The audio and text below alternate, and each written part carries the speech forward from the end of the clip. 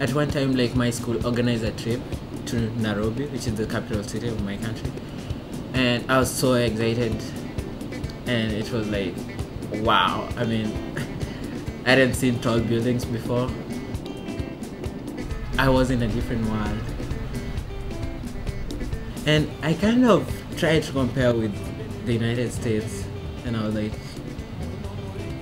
the United States must be more incredibly amazing, than this. And I kind of had the urge, to come to this place. I just had a dream, but I didn't know like how I would make that dream come true. I'm from Kenya, and I came here like 2 years ago. It has been a while now. I lived with my mom in a small town in rural Western Kenya. My mom is a farmer, and she keeps cows and goats, and usually would take out like animals for grazing in a common field, and that is where like most of us would meet and interact, and that is where like our life was, and I miss those moments. Yeah. Are we all going forward? Are we doing stuff? Forward. You play forward? One day I was farming at home when someone called me on cell phone. He was like, "Hey, do you know this project called KENSA, which stands for Kenya Scholar Athlete Project?" I was like, "No." I was like, "Oh, why don't you try applying to this project, because they have been helping out students to come to States." I realized that to get into this program was really competitive.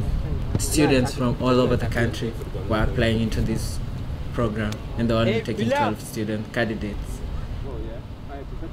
I went there, I don't know, I had my fingers crossed that I'll be, among the 12 students who were picked for the program. And lucky enough, I was there. It was so amazing. At last, I'll be going to America. When I was growing up, I really wanted to become maybe something like civil engineer or anything related to engineering, because my dad, before he passed on, was an engineer. I found out that, when I took classes in other departments like biology, chemistry, and even the African American Studies department, I realized that I liked all of them. Majoring in any other department and at Oberlin is really interesting, and I can be anything I want in the future. But according to me, I was thinking in terms of which major would be more important when I go back home, and how I would be able to help my community. And the first thing that came into my mind was my mom. She has been schizophrenic since 1994, and I thought, maybe I would take a course that's related to health, and maybe in future I can be able to help her in one way or another. So like a hawk or something. Or eagle. Okay. Yeah. Eagle. Yeah, I'm not sure. When I arrived at Oberlin, definitely everything was different. New people, new language, new food. So it was kind of the biggest shock I've ever experienced in my life. Just trying to reach out to people and trying to make friends was one of the hardest things that I had to deal with.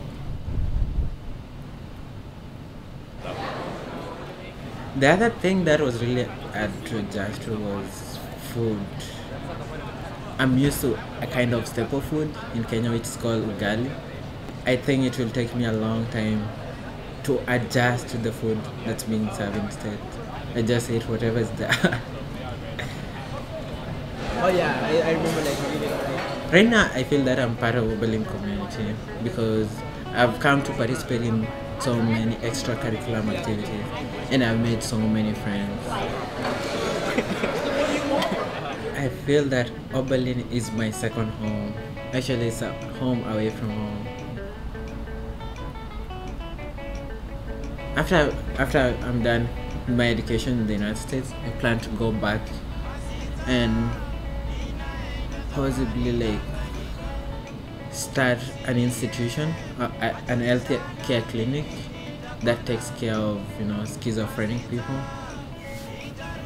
I know like I've come a long way, you know, like being in the United States and, you know, thinking about my community and the way things are right now, you know, and the kind of life people are experiencing there.